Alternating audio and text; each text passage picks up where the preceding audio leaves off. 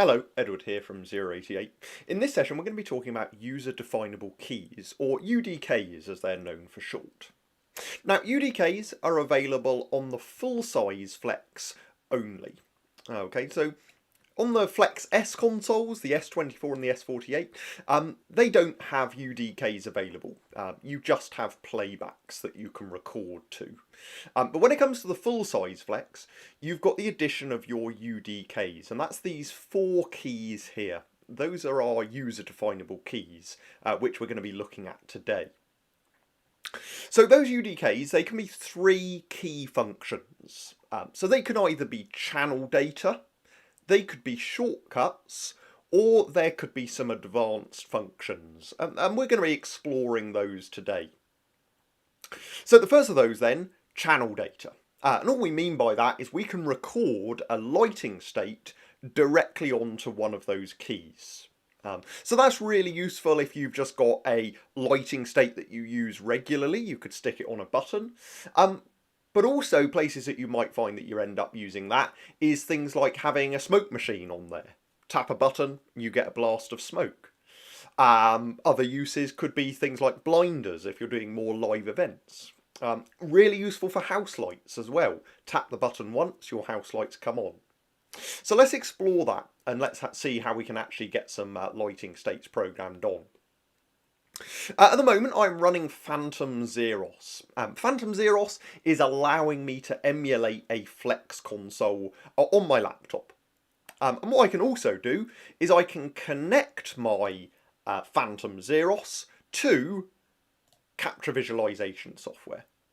So on my screen now, top right, I've got a window of capture visualization software, so that's going to allow us to see our lighting changes take effect as we go and program the console. So I'm going to go and close my virtual front panel window, and I'm going to go and open my external monitor. So this is what I would see on the external monitor of my console. And what we can do now is I'm just going to go and create a lighting state, and I'm then going to be able to go and record that onto one of my UDKs. So I'm going to go to my groups, I'm going to double tap on a group, I'm going to then go to my palettes and let's put those in a position. Let's go for center stage. I'm then going to chuck those in a colour as well, something like that. And let's go to our groups. I'm going to grab the alpha spots. I've got a palette for those as well. And I might actually pop those in a gobo as well. Something like that. So when you've created a lighting state that you're happy with, we can then record that. And I'm going to record it onto my UDK. So I'm going to open my virtual front panel again. And what I can do is I can tap my record button. And when I do that, any empty UDKs are going to flash away at me. So UDKs 2, 3 and 4 are flashing. The reason 1 isn't is because it's got something on there already. There's already something stored to that UDK. So what I'm going to do is I'm going to go and tap UDK number 2. My UDK stopped flashing, my record LED turns off, and that means that that has saved that lighting state for me. To view what's recorded on your UDKs, on your console you can go to the faders window. In the faders window, you first of all, the main body of the window shows you what your faders on the console are currently doing. But running along the top of this window, we've got 4 boxes, and those boxes represent your 4 UDKs. And I can see here, it's saying channel data. I've got channel data on UDK number 2. Much like if you record onto a playback, if we want to go and play that lighting state back, first of all, we can go and do a double tap of clear on our console. Doing that clears out all of our manual control changes. And now I've done that, I can go and tap my UDK. I've pressed and held it, and I can see that my lighting state is recalled. When I let go of that UDK, the lighting state turns off. Now the reason for that is we've got a little bit of information in our faders window. So we can say UDK number 2, it's got channel data on it. Yep, that's what we've just recorded. But it's also saying here that it is set to flash. And that is referring to the button function. So by default, when you record a lighting state onto a UDK, it will have a flash function. And that means that it's going to output whilst the button is held down. But we have various settings available to that UDK. And the first of those is indeed the button function. So to go into the settings of a UDK, you can press and hold the setup key and tap the UDK. And that will open the UDK settings. The first one in here is the flash mode, and that is your button function. So I could go and say, change that from a flash to a latch, and click OK. I now can see that that is set to latch in my faders window, and I could now go and tap that UDK, and my lighting state will turn on. Tap it again, and it will turn off. I can also use the on-screen UDK button in the faders window. So that's also useful for accessing your UDKs if you're remotely controlling the console from the Xerox monitor applications as well. So that we can keep track of what we've got on our UDKs, we can of course name them. So if you wish to name a UDK, go ahead and tap the name key on your console, and then go and give your UDK a tap. And that allows us to then set the UDK. So I'm just going to call this lighting state. And that name is then displayed at the bottom of my UDK information in the faders window here. So we've looked at recording, and we've also looked at naming our UDKs as well. If I go and output that lighting state on stage, I might decide, right, I need to add in a little bit of front light to that lighting state. And so I can actually update my UDKs. Much like updating a queue, the first thing we're going to need to go ahead and do is make our changes. So I'm going to go and grab 35, I'm going to home it. I'm then going to go to my pan and tilt grid, and I'm going to use that to very quickly get a bit of front light on my singer. I'm going to then, that's too bright. I'm going to go and dim that down a touch. So I'm going to go and say at 50, enter. Still needs to be a little bit lower. Let's go at 30. That'll do. So that's just bringing a little bit of front light onto my performer. What I might also decide is actually my group 1 fixtures. So I'm going to go and do group 1 enter, which were my backlights there. Actually, they're quite bright as well. So I might want to make those a slightly darker blue. Something like that. So when you've made your changes, so I can see now I've got a mixture of reds and yellows. So reds being my manual values, and yellows being the values that are coming from the UDK. So when I've got a mixture of those values, yellows from the UDK and also the manual changes, I can then update the UDK. And to do that, I can go and tap the update button on my console, and then any programmed UDKs this time are going to be flashing away at you. So I can go and tap that UDK. I'm going to double tap clear, and I can now see that that fixture 35 has turned from red to yellow. So I now know, yep, my updates have been taken. That light has now been added into that UDK for me. So that's how we can record. We've looked at naming, and we've also looked there at how we can update our UDKs as well.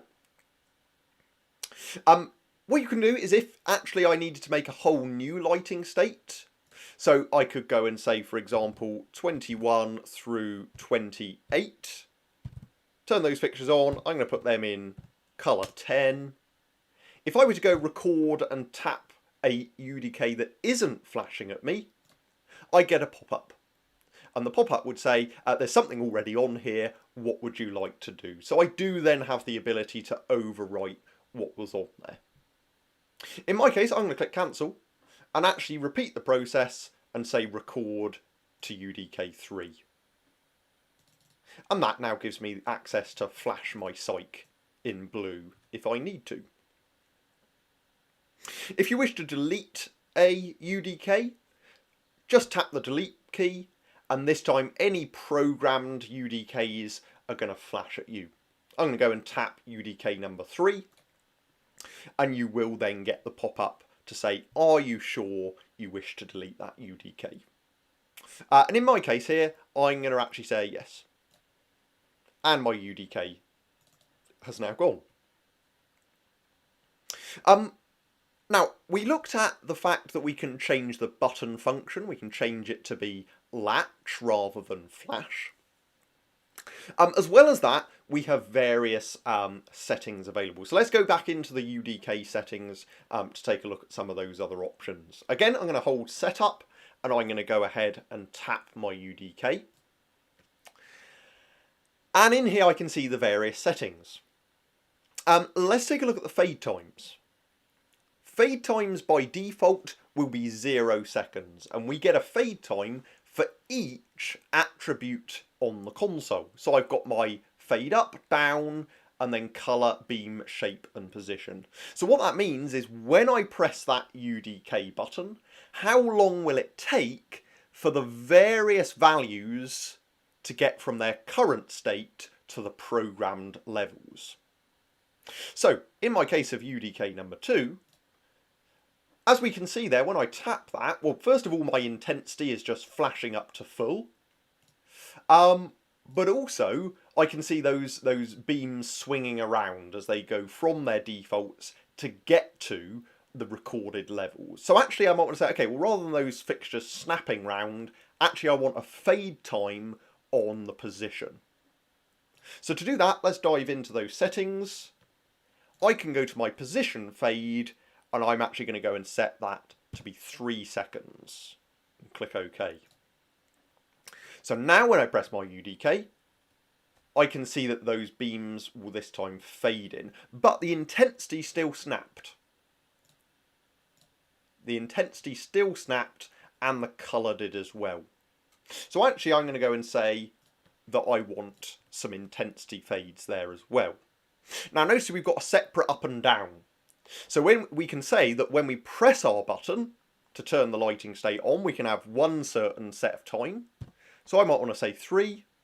But then when we press our button again to turn it off, we can have a different time. So I might want to say actually the fade down is a little bit quicker. And click OK. So this time, my fixtures are fading on. I can see those values fading up in my output window. And my fade down is then much quicker. So we've looked at intensity, we've spoken about position. I could also put a fade on the colour as well. And we've then also got beam and shape. So shape are things like your gobos, beam are things like your lenses. So the nice thing about that is you could have your gobos snapping in, but if you had fixtures with a zoom, you could have the zoom fading in whilst the gobos snapped. So you've got that extra level of control by going in and setting each of your attributes to have different fade times. Also in here we have release. By default, release is set to yes. Let's take a look at what we mean by that. So if I press my UDK, we see those lights get moved from their defaults to the recorded levels. If I tap that UDK again, they fade off and then they will return to their default values. I can see that because if I were to just go and say group 1 at, I can see they've returned back to that location. They're no longer in the location that the UDK had them in. Whereas what I could do is if I go into my UDK settings, I could actually say don't release. Set the release to no and click OK. And I get no release displayed in the UDK. What this will mean now is I'm going to tap it once and they'll get from their defaults to my recorded values. I'm going to click it again and they simply fade off. If I were to click it again, you'll see I just simply see the intensity raise again, because when I'm turning that UDK off, they are not releasing. So all that's happening is just the intensity has been taken down. To see that happening, if I were to go and say group 1 at this time, I can see that they're still in their colour and their position, which is what the UDK told them to be in. If I were to go and say group 1 enter and go source, notice in your parameter table, I can see that, yep, their pan and tilt and their colour information is indeed coming from that UDK. If I go back into the settings of that UDK, and I'm going to say yes, they do release, and click OK, that means that whenever that UDK is in its off state, it is no longer having control over those lights. So that's just another useful option to be aware of. So that's our channel data UDKs. That's all of the various options we have for our channel data UDKs, how we can record them, update, delete them, and also some of those settings we've got available too. Let's take a look at some shortcut UDKs this time. So the three UDKs, channel data, shortcut and advanced. Let's take a look at those shortcuts. So what we mean by shortcut is we've got the ability to put a macro, a group, a palette, or a single fixture directly onto one of our UDKs.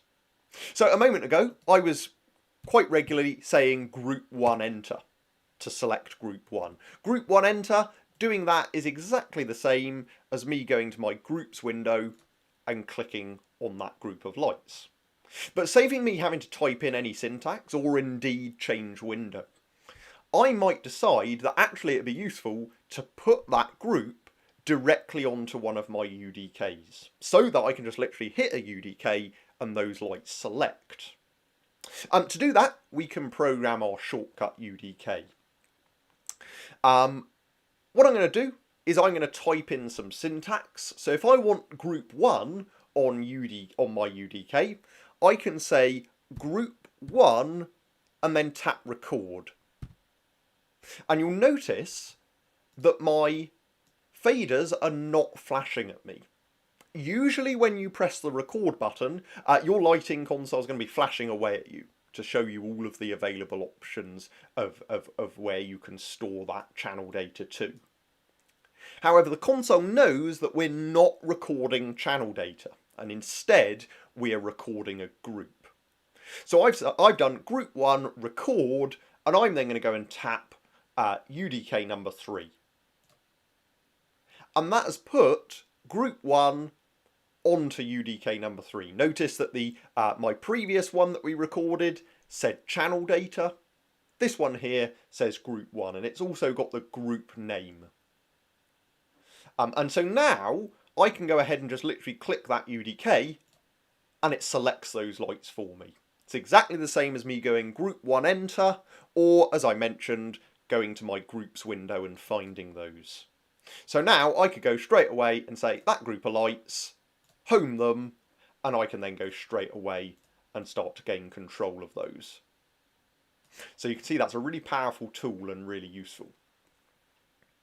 So we can put groups onto our UDKs, but what we can also do is put palettes onto our UDKs. So whether that be colour, beam, shape, position, or even effects.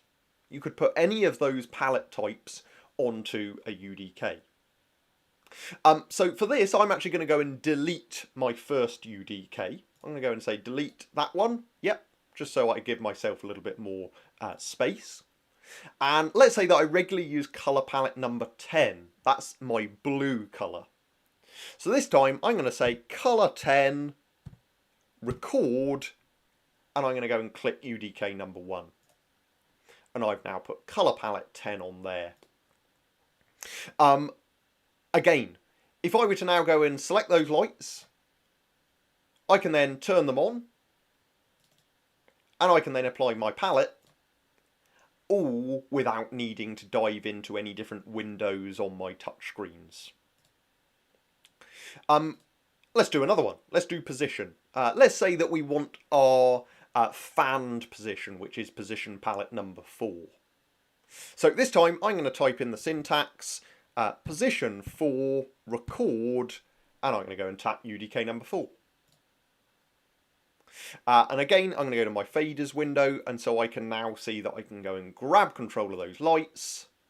I could put them in my colour, in my position, and then I could go ahead and turn them on by double tapping my at key on the console. Taking that a step further, we of course have the programmer time functionality. You can access programmer time from the Z window, or alternatively, you can access it from an empty playback fader. So if I press and hold setup and tap an empty playback faders button, I can go and choose programmer time and click OK. And I've now got my fader here that can be used to set that time in seconds. So if I go and enable that by tapping its button, now changes that I make will follow that time, and that includes these UDKs. So I can fade to my colour, and I can fade to my position as well, using my UDKs in conjunction with the programmer time function. Let's get rid of that and turn programmer time off for the time being. So that's our palettes. Let's just take a look at the effect one. So I'm going to go and delete my position palette from my UDK. And this time, let's say that if I go to my effects window, let's say that I regularly use my blue sparkle, effect number 28. So this time I'm going to go and say effect 28, record onto UDK4, and I can now use UDK4, give that a tap, and it will start that effect across my lights. I'm going to double tap clear now on my console to release that and stop the control. So we've looked at groups, we've looked at how we can use palettes. We can also put macros onto our user definable keys. So go check out our dedicated macros training session if you want to learn more about macros.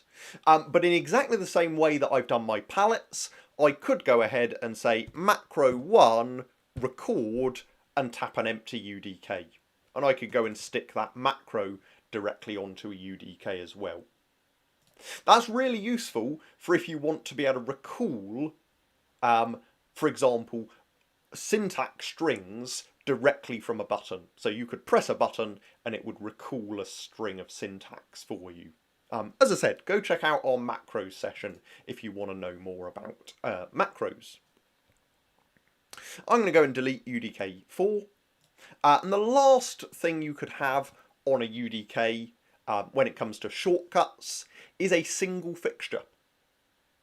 So let's say that a particular fixture you find that you use all the time. So let's find a good example. Let's say that our fixture 35 here, which is our kind of front of house fixture, let's say you're regularly using that for your front light. I could go and say 35 enter, tap record, and tap an empty UDK. And so I just selected the fixture, recorded that to a UDK, and this time notice how we see fixture. It's not channel data, it is a fixture. And so I can now grab and select that individual light directly from that UDK. If you need to have multiple lights selected from a UDK, of course that allows you to record a group first and then create a group shortcut UDK. But if you just need grab control of a single fixture regularly, you could stick that directly onto a UDK, as we've done there. So that is our shortcut UDKs. So the third function that our user definable keys can be is an advanced function. So let's take a look at that. To configure advanced functions, you can hold setup and tap an empty UDK. So I'm going to go and delete UDK number 4. And I'm now going to dive into the settings of that empty UDK. And that will take us into the UDK settings. And in here, we have a normal and we have a shifted drop down. And what we mean by that is this button can have two functions. One function when the button is pressed normally, and then an additional function when the button is pressed with the shift key held. Now both of these drop downs offer the same options, but it just means you can customise which ones are accessed by a normal press and which ones are accessed by a shifted press. So let's explore all of these options now. So first of all, let's take a look at parking. The first couple of options are park and unpark. So I'm going to go and set the normal function to be park, and a very common way of then using this is to set the shifted function to be unpark. And I'm now going to go and click OK. I now get the normal function displayed and then the shifted function displayed in brackets. And if you're not familiar with what parking does, it's a way of essentially locking a fixture to do whatever it's currently doing on stage. So let's say that I say 5 and 6. Let's put them in colour 10. Let's put them in position 3. And let's say that I want to park those fixtures. So what I mean by that is nothing else on my console will be able to change that fixture. They will be parked in that intensity, colour, position, everything. So to park fixtures, select them, make sure they're selected, and then go ahead and hit your park UDK. And doing that will give them a red background with a black intensity percentage. If you go to source, you're going to see parked. So now if I were to double tap clear, those fixtures stay on, they are parked. And when I mean that, they really are. Not even the Grandmaster or Blackout will be able to affect those lights. But I can still program them blind. So if right now I were to go and say 1 through 10, at 20, colour 2, enter, position 5, enter, which is those fixtures in the air. Now bearing in mind I have said 1 through, so I've sent that colour, position and intensity to fixture 5 and 6 as well. They haven't changed though because they're currently parked. But if I were to go and record this lighting state onto a playback, and I were to play that back, I can see that the lights that I currently have control of, they respond correctly. But if I were to go and unpark fixture 5 and 6, I could still have control of them. So I've been able to program them blind into that queue. So let's take a look. I'm going to go and select 5 and 6. I'm going to go and unpark by holding shift and tapping my park UDK. They then go back to doing whatever they're supposed to be doing. And I can see that my playback 3 has them recorded in that colour and position that we created earlier. So parking is a really useful tool. It allows you to park fixtures but still program them in the background. Really useful for house lights as well. If you're doing your rehearsals, you could have your house lights parked on, but you know if you're not telling them to turn on, whether that be from your channel faders or your syntax, you know that you won't be recording them into your cues. If I were to just go 5 and 6 at park, double tap clear, and then record onto this fader here, I haven't recorded those lights. If I were to go and unpark them and then raise my fader, they won't come on because parked values are not included in your queues. I'm going to go and delete that playback. So parking is really useful for things like house lights, but also fixtures that you might not want to come on. Maybe there's a fixture that's developed a fault, maybe there's a fixture that's been knocked over or something like that. Let's take our fixture 5 and 6 again. I could go and say 5 and 6 enter, park. And I could park it at 0. And again, now when I go and try to use all of my lighting states, you'll see now that those middle pair of lights, I don't have access to them. They are parked at 0. And to regain control, I would have to select them and unpark them. So that's parking, and a really useful tool to be aware of. Let's dive back into the UDK settings and take a look at the next option. So I'm going to go into the settings of UDK number 4. I'm going to go and set no action to the shifted function this time. But this time on the normal function, let's take a look at knockout and click OK. So now this UDK is acting as a knockout function. The best way to describe knockout is releasing an individual fixture. If you have a lighting state on stage and you were to press and hold clear and tap the playbacks button, that releases the whole playback. That playback no longer has control over the lights. But knockout allows you just to release an individual fixture or group of fixtures. So this time, again, let's use our one we programmed earlier. If I were to go and say 5 and 6 enter, knockout, that takes them temporarily out of whatever they're doing. It releases them temporarily. The next time that I were to trigger that though, I have control of them again. So it's just a temporary way of releasing individual fixtures. Let's jump back into our UDKs and take a look at some other options. The next option down is clear fixture. Personally, when I'm programming the console, one of my UDKs will always be clear fixture. It is a really useful one to be aware of. I'm going to click OK. If I were to go and say group 1 at, hopefully you're quite familiar.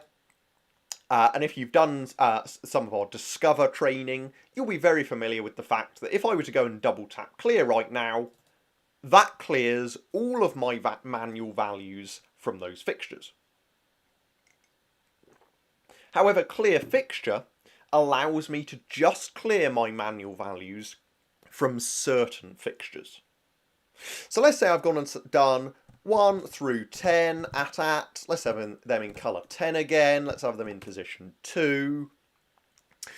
This time let's go and say I'm going to have 21 through 28. Let's have them at 20%. Again, let's have them in a red. And then let's say that we go and say 11 through 20 at. Let's put them in position 6. And then we realise, I didn't mean to have my sight lights in. I need to get rid of my sight lights. Well, a really quick way to clear any manual values that you might have sent to those fixtures is go and select them. So I'm going to go and say 21 through 28, enter. And I can then go ahead and tap my clear fixture UDK. And that clears out all manual control values for those particular lights. So it sends their colour, their beam, their shape, their position, their intensity back to the defaults if there are no playbacks running, or back to having whatever playbacks are running, back to those playbacks having control of the lights. So it's a really good and quick way of releasing, of just clearing the programmer for those particular fixture. Nice thing about it is you can backspace. So if you clear fixture, that's written into your command line, and I can go and backspace to undo. If you double tap clear to clear the whole programmer, you cannot undo that. You have lost those manual values. So if I were to go enter, enter to select everything, then go ahead and say clear fixture, I can backspace to get back to where I was. So that's just something really useful to be aware of, is that if you find that you're quite often clearing the programmer and then realising, actually I needed access to those fixtures still, I hadn't finished programming them, actually you could use clear fixture instead as a way of giving you the access to undo. So clear fixture is a way of you being able to define what gets cleared when you clear your programmer. Let's jump back into those UDK settings. And the next one down is highlight. So let's have a look at highlight and click OK. Highlight is a really useful tool to find fixtures in your rig, basically. Because I could go and say 1, highlight, and fixture 1 is then going to come on. It's highlighted for me on stage. It's going to go to full by default, and it's going to be in white. Now, when you've got fixtures highlighted, you can use the next and previous function. Next and previous can be accessed by holding the shift key and using the left and right arrow keys. So if I go shift right now, I can actually start to go next through my rig, and notice that each press of my right arrow key on the console is typing next into my command line.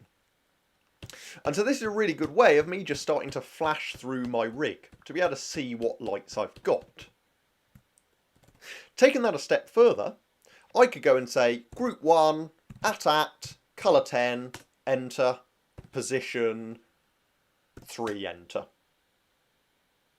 This time I'm going to go and say 1, highlight, and notice how in this instance my fixture has stayed where it is, but it's come on in white. And so I can now again step through each of those fixtures using next and previous. I can step through and I can easily see which is which. If I were to turn highlight off, that fixture goes back to doing whatever it was doing.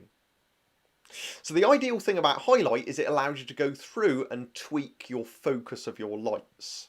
So I could go and give that fixture a bit of a tweak, go to the next light, give that a bit of a tweak, and you can just work through your rig, tweaking your positions one by one until you've got to a location you're happy with, and then you can of course record that position palette. Taking that a step further, if I were to go group 1, enter, I were to then use my right arrow key, notice what we get this time. We get a dark orange selection around the group, and then the normal selection around the individual fixture. So if this time we say group 1, at, colour 10, enter, position 4, enter, and then I do a next and go highlight, because I've done next after having a group selected, my next and previous simply work within the group. So when I get to the end of that group, I wrap back round to the beginning. Again, really useful for focusing, because it allows you to work through all of those fixtures. When you get to the last, and you've maybe gone through and you've tweaked them all, you can wrap back round again and just get those fine-tuned to where you need them. So to clarify, highlight is a really useful tool for turning your lights on, sending them to white, but allowing you to tweak their position. Now, as we can see, by default, it is displayed in yellow. It will always be displayed in yellow, and the intensity is going to 100. However, that value, the intensity that the fixture goes to when highlighted, can be configured. To change the highlight value, go to Setup, go to Settings, and in Operational, you've got highlight options and you can change the high value. So I might want to go and say, actually, I want the high value to be 70% and then exit setup. And if I were to go 1 highlight this time, the fixture will then go to 70%. I'm going to go back into setup, go to settings, and put that back to 100.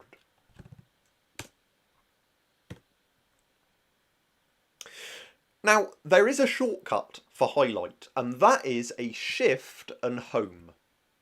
So if you do shift and home, you'll notice that that will also get you your highlight function. So if you don't want to use up a UDK, instead you could actually just go ahead and do a shift and home, and that will give you access to the highlight feature as well. Let's take a look at some other options. Let's go in, and this time let's look at the penultimate option of Rem Dim. And Rem Dim stands for remainder dim. So if I were to go and say group 1 at, and I were to then say 5 enter, and I were to then go and say Rem Dim, it dims the remaining fixtures. That's what we're seeing. It's going to dim the remaining fixture, leaving the fixture that I'm currently working on stage, and the others are taken out. We can see that because we're getting yellow zeros.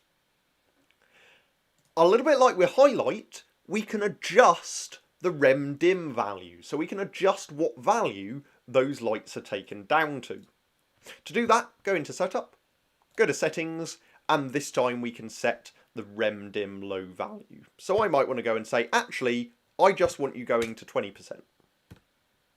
And so this time when I Rem Dim, those remaining fixtures only dim down to 20%. And so Rem Dim is a really useful tool to allow you to focus. If you imagine you've got all of those lights on stage and then you just want to see where a particular fixture is pointing, go and Rem Dim, and you can then just see that fixture, the others are dimmed. Tap it again and you'll toggle back to where you were. So that's our remainder dim function. I'm going to go back in and set my low value back to the 0% default. The last UDK advanced function to be aware of is global tap tempo. So if you set that, you can use your UDK to go and tap a tempo. To find that tempo, tap your Z button and you will see that your third encoder wheel displays your global BPM. A little bit like what we did with our programmer time earlier on, I can also set an empty fader to be the global tap tempo value as well. So again, I'm going to go and tap, press and hold setup and tap an empty playback. And I'm going to go and say global tap tempo, click OK. And so when I go and tap on my UDK, I can see that value live updating on my faders window. Nice thing about using a UDK is it's a nice soft cherry key. So it's if you're going and tapping that regularly, it's not one of the clicky buttons under the faders. I'm going to go and tap that and take it down to 0. A couple of last things before we finish for today. One of those is page locking. You might have noticed throughout all of the settings of all of these various UDKs, that's the one option we haven't spoken about yet. Now by default, on whatever type of UDK you're using, whether it be a shortcut, channel data, or indeed an extra function, by default, your UDKs will be page locked, and that's indicated by our little padlock icon here on the UDKs. That means no matter what page you're on your console, those 4 buttons are going to remain the same. However, you can turn page lock off, and that means that the buttons will page with your playback faders. And so that means that you can actually have 10 pages of the 4 UDKs, giving you 40 UDKs in total. So let's take a look at that now. In my case, I'm going to go and delete UDK number 4, and I'm going to go and delete UDK number 3 as well, because I don't need those. But I might decide I have 1 through 10 at, and I might record those onto UDK number 4. But I'm going to go into the settings of UDK number 4 and turn page lock off. Set it to no. My padlock disappears. If I change page, I can now put something on the second page. So this time I'm going to go and say 21 through 28 at colour 2 enter, record UDK 4. So now when I'm on page 2, I've got my red cyc, page 1 on that UDK, I had my overheads. If I go and change those to latch, using my flash mode option, I can then start to mix. So I could go ahead and tap my red cyc, and you'll see there that if I go and page down, that is still on the button. So I still have access to it on the second page. Again, if I press on my lighting state there and page up, again I still have on page 1 that lighting state on stage. So no matter what page, I can still access that UDK. But if I'm on page 1, I can tap that, turn it off, go to page 2, tap that and get my red cyc. So that is a really useful tool to be aware of. So that's page locking with our channel data, but I've also got this exactly the same options for our shortcuts. If you go into the settings of a shortcut UDK, you've just simply got your page lock option. So I could go and say, for example, have color palette at 10 on this page, but on the second page, I could have my position palette 3. So I could go and say position 3, record to there. And so this time I could go and say group 1 at, put them in a colour, change page, put them in a position. And so turning page lock off in some scenarios can be really helpful to increase the number of UDKs that you have access to. Again, same with the advanced functions as well. If you've gone in and configured your park, for example, you could go and say you don't want it to be page locked. And you can then have a different function on each of your pages. So that's useful to be aware of. The last thing I wanted to go through is your UDK defaults. So if you go into Setup, you go to Defaults, you've got UDK defaults.